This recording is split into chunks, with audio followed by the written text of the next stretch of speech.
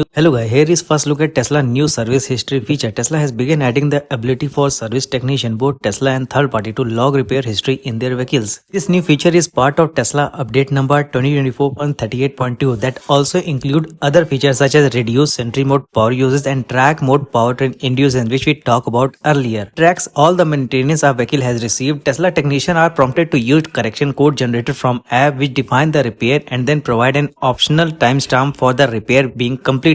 Everything I do, so instinctive and so passionate. Every word I move, so descriptive like an adjective. I got a vendetta against people who patented being negative when you should be getting after it.